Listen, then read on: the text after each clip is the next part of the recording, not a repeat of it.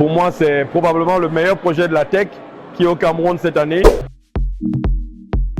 Tech entrepreneurs, start-upers, étudiants, pour qu'ensemble, nous puissions adresser les problématiques liées au secteur et transmettre les compétences et les connaissances des uns et des autres. Il y a les jeunes qui ont développé les choses pendant 72 heures. Et il y en a ceux qui ont développé un système pour le problème de Extreme Note, pour avoir les premiers soins en utilisant une moto avec les choses de premiers soins. Si vous venez devenir leader, vous devez commencer par être humble. Parce que si vous n'êtes pas humble, vous ne pouvez pas être leader.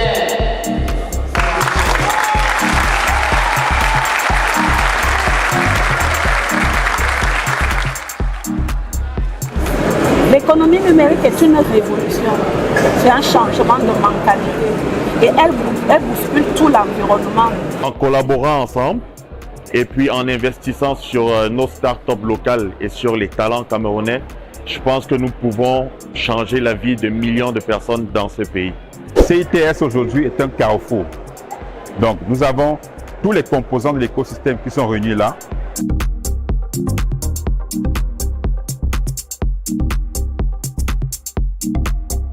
C'est un événement qui arrive à la fin de 10 autres événements qui ont été fabuleux, montés par Mountain Hub et Ayuk Eta, le président de Mountain Hub, qui est notre partenaire JFN depuis plus d'1 an. Donc déjà, on l'accompagne depuis ces 10 mois. Sur Douala, sur Tchan, sur Yaoundé, etc. Dans les hackathons qu'on a pu faire. Dans le développement de l'information, comme quoi les nouvelles technologies, c'est important pour la jeunesse camerounaise. Pour pouvoir développer l'entrepreneuriat, développer des nouveaux emplois, développer, bref, une activité économique beaucoup plus florissante que ce qu'elle n'est aujourd'hui. Et ça passe par les jeunes vers le numérique. Plus de 60% de la population de Cameroun sont les jeunes.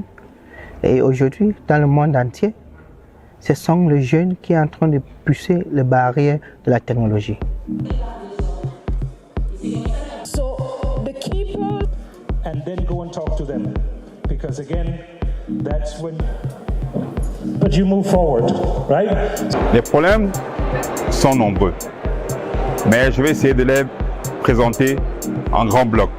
Le premier bloc, c'est l'accès à la commande publique. Aujourd'hui, on parle de tech entrepreneurs, de start-upers. Il faudrait qu'à la fin de la journée, ils puissent accéder, être des fournisseurs de l'État.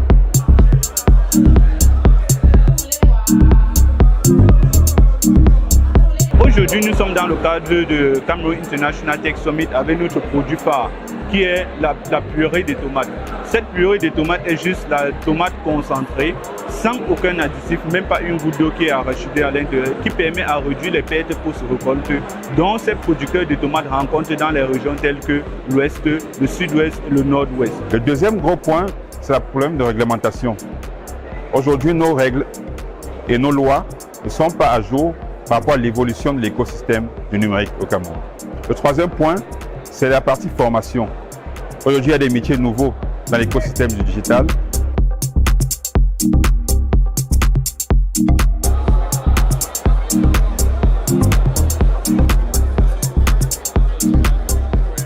Ce sommet nous permet de vulgariser le spatial, de faire comprendre aux Camerounais que sur place, sans avoir besoin de sortir du Cameroun, on sait développer des technologies satellitaires. À partir du Cameroun, on peut aussi accompagner d'autres dans le domaine spatial. Comment? Par la création d'un cadre politique structuré qui permettrait de pouvoir mettre en application les activités spatiales dans le but de développer la situation socio-économique du Cameroun. Pour attirer les grosses entreprises tech et même les entreprises nationales tech, il faut que la fiscalité soit légère et puisse permettre aux uns et aux autres de s'épanouir sur le plan national. L'autre point, c'est la partie financement.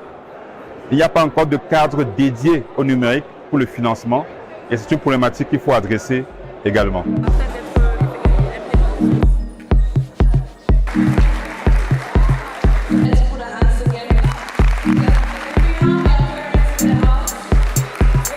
Le PNUD et le GIZ ont été les partenaires majeurs de cet événement. On les écoute, ils ont de très bonnes idées et on essaie de les orienter sur quelle est la meilleure approche, quelle est la meilleure démarche, quelles sont les opportunités qui sont par exemple disponibles au niveau du PNUD. Nous avons par exemple le programme Youth Connect qui essaie de connecter les jeunes avec les opportunités. Nous sommes la coopération allemande qui travaille sous la tutelle du ministère de la Coopération.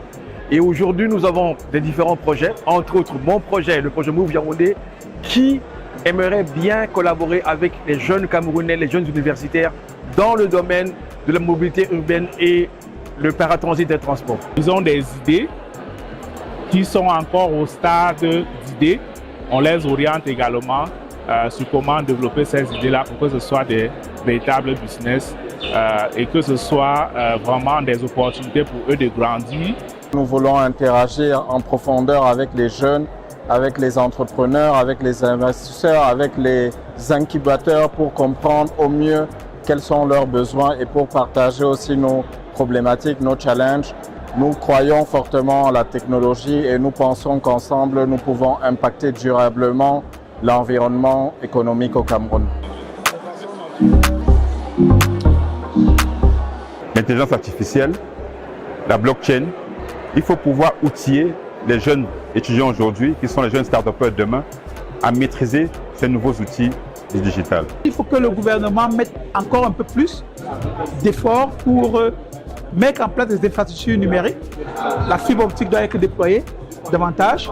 Il y a déjà près de plus de 15 000 km de fibre optique au Cameroun, mais ce n'est pas assez suffisant.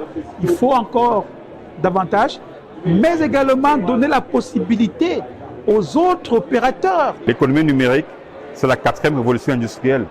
Et il ne faut pas qu'on soit en retard. On l'est déjà assez, mais on peut le rattraper. Mais il faut qu'on se fasse ensemble. Ce sommet est en train de mettre en évidence la possibilité, la qualité d'agressivité de nos jeunes Camerounais. Avec l'infrastructure qui existe au Cameroun, avec les jeunes qu'on a, avec le talent qu'il y a au Cameroun, on peut déjà développer assez de technologies pour s'imposer en Afrique. The next step is to take these 70 new digital startups that we have created and put them in our incubation program, and we will be supporting them for the next 12 months. That is the next step for us. But we want to do this for the next 5 to 10 years to structure the ecosystem in Cameroon to attract investors to come into the country and invest in technology. A very successful man. There's always a thank you.